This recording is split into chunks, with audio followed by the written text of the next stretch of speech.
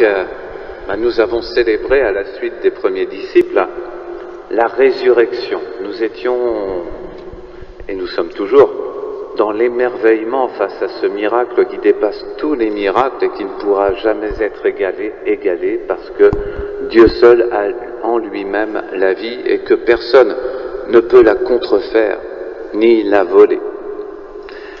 Aujourd'hui, en ce second dimanche de Pâques, eh bien, nous célébrons, nous applaudissons les motifs de cette passion que nous avons contemplée et de cette résurrection qui plonge dans la stupeur et l'émerveillement.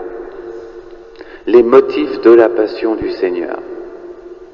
C'est ce que la miséricorde, eh bien, signifie et nous exprime.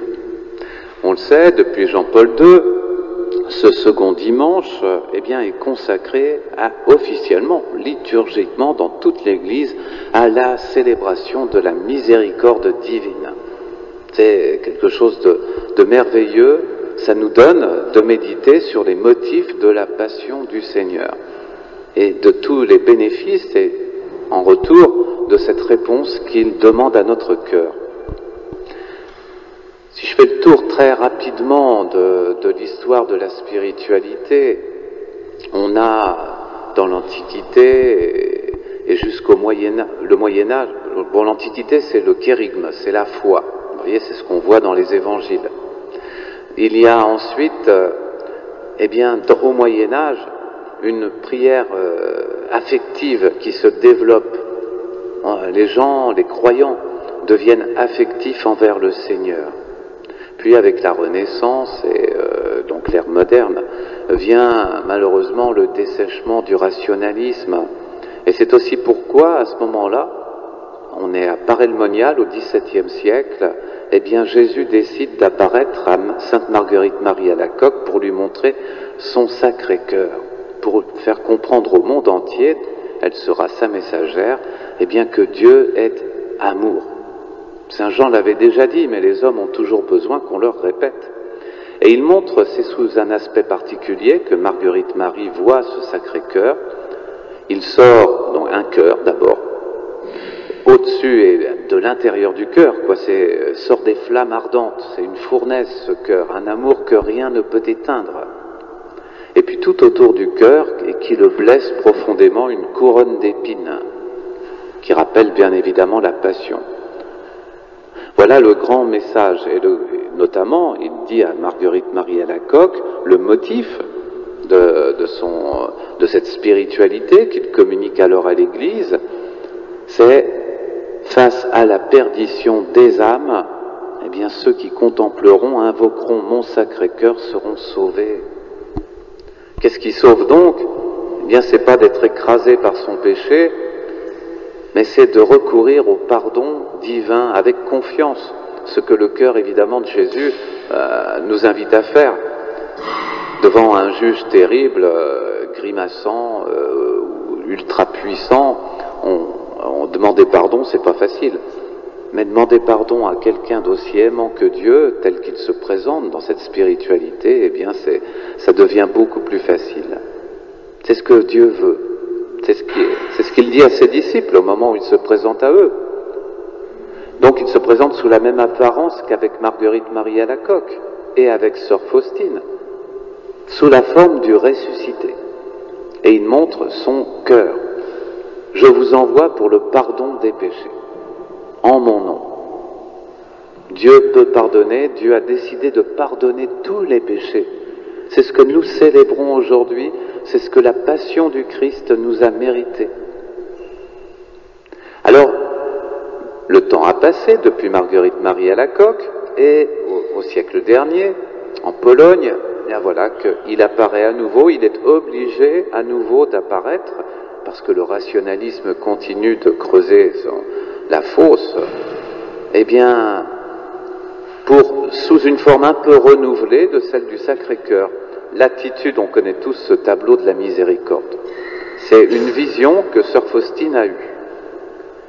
Elle le voit d'abord sous la forme du ressuscité, dans une grande robe blanche, qui est celle de la résurrection, qui est celle de l'Apocalypse aussi, quand Jésus, au milieu des 7 églises, eh bien, se tient comme le maître, avec une ceinture d'or.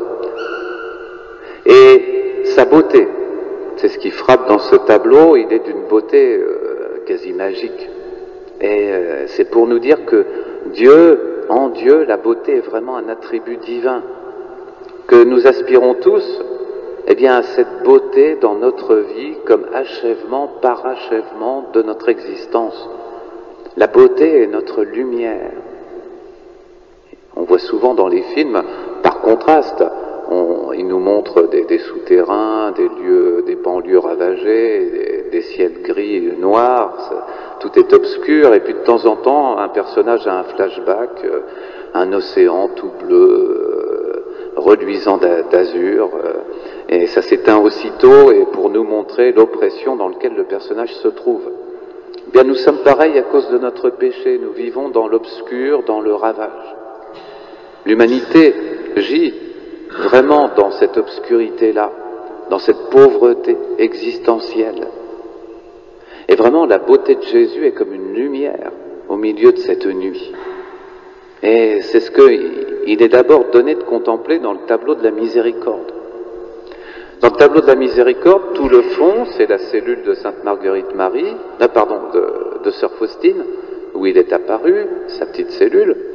Mais c'est dans l'obscurité, dans la pénombre, parce qu'évidemment, c'est pas ça qui est important, c'est Jésus. Alors son visage, son vêtement, bien sûr, c'est une pure lumière qui surgit dans l'obscurité d'un seul coup. Et une lumière d'une beauté merveilleuse. Voilà d'abord le ressuscité. Ensuite, ses mains. Il a une main sur le cœur, et de ce cœur, il sort 2 rayons, l'un qui est rouge, l'autre qui est bleu pâle. Donc, c'est référence au coup de lance sur la croix, toujours à la passion, mais d'une manière non douloureuse, comme cette apparition au 11 plutôt. Et la croix glorieuse, dira-t-on, les plaies glorieuses, qui sont devenues une pure lumière, pour nous dire que Jésus ne nous accable pas, il ne nous montre pas ses plaies en disant « j'exige vengeance et réparation ». Oui, une réparation, mais pas pour lui, pas pour ce qu'il a enduré, parce que Jésus l'a enduré volontairement. Il nous montre au contraire un cœur qui a été content de souffrir. Il est content de souffrir dans la mesure où il est accueilli, où il est contemplé, et puis, si j'ose dire, devant le Saint-Sacrement, où il est dorloté un petit peu dans notre propre cœur. Une main sur son cœur pour nous dire c'est ça qui est important. L'autre main, elle bénit, un signe de bénédiction. Elle bénit celle qui contemple ce tableau. Et puis des jambes, il n'est pas droit, immobile, il est en mouvement, on le voit marcher. Jésus, la miséricorde divine, vient toujours au-devant de nous. Elle est dynamique, elle s'adapte aussi. C'est le sens aussi de cette marche, de cette venue. Il vient nous prendre là où nous sommes. Et ça veut dire aussi qu'aucun péché ne le dégoûte. Non pas qu'il aime le mal, mais il nous aime plus que le mal, plus que la défiguration qui est la nôtre, plus que ces péchés dont nous ne parvenons pas à sortir. Le remède, c'est lui qui le montre. Contemplez-moi. Contemplez-moi pour sortir de cette pente, de cette fosse de perdition dans laquelle vous vous trouvez. La miséricorde, c'est un amour qui dépasse complètement ce qu'on a pu ressentir en ce monde, même pour les êtres les plus chers. Tous ceux qui ont fait un petit bout d'expérience contemplative de la miséricorde divine, c'est un sentiment, mais qui n'est pas comme la séduction amoureuse, c'est tellement plus que cela, ça vous remplit, ça vous fait vous oublier vous-même, ça vous fait connaître quelque chose comme une lumière qui n'est pas de ce monde. La miséricorde divine, on comprend que tout est amour, on comprend qu'en Dieu on peut tout obtenir, tout demander. La seule condition, c'est d'accepter d'être purifié. La seule condition, c'est d'accepter que cet amour devienne la logique de notre vie. Vivre d'amour. C'est une chose merveilleuse, ça.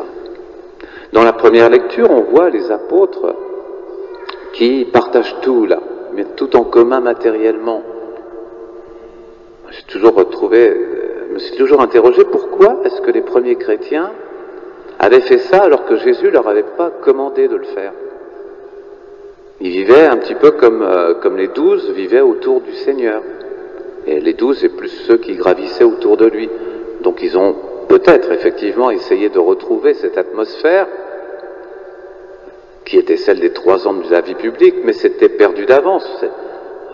Autour de Pierre, c'est pas comme autour du Seigneur. Et ensuite, il y a aussi, on voit quand même le désir de se détacher de quelque chose qui est tellement puissant à travers ce que l'argent symbolise et canalise de forces négatives et obscures, une relativisation justement du pouvoir humain, une relativisation de ce pouvoir des sens, de ce désir de puissance. C'est le sens aussi de ce partage. C'est pas un commandement d'esprit, c'est fait dans l'esprit de Dieu. Et l'Église a beaucoup évolué avec le temps, car c'est faisable pour des petites communautés. C'est pas faisable à une grande échelle, ce genre de choses. Mais l'Église raisonnait déjà par rapport à la miséricorde divine. Quand on a connu la miséricorde, c'est comme si on vivait sa dernière heure, son dernier jour, même si on continue de vivre bien des années. Parce qu'on a goûté quelque chose de l'éternité, quelque chose qui n'est pas de ce monde. Et vraiment, on relativise tout grâce à la miséricorde divine.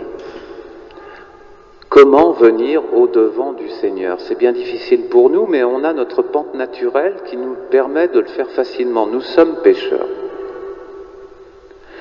Alors ce péché, c'est un péché que de s'apitoyer sur le péché, de considérer que Dieu ne nous pardonnera jamais, de se décourager. C'est un gros péché, ça. Ça, c'est une spécialité du diable, de montrer aux gens leurs péchés pour les égrabouiller avec. Mais c'est du mensonge, parce qu'il y a la miséricorde divine. Alors finalement, le péché sert à alimenter, si j'ose dire, la miséricorde de Dieu à notre égard, comme on met des bûches dans un feu. Oui, Jésus va les embraser, mais il demande vraiment que nous ayons ce mouvement de vouloir changer, de vouloir le connaître, de ne vouloir n'avoir qu'un seul cœur avec le sien. Voilà ce que nous célébrons aujourd'hui, la miséricorde et la communication de cette miséricorde. C'est ça qui rend Jésus heureux. C'est ça qui fait que son cœur, est payé en retour après sa douloureuse passion. Donnons-lui notre cœur pour qu'il le consume, le transforme, le transfigure, le fasse sien.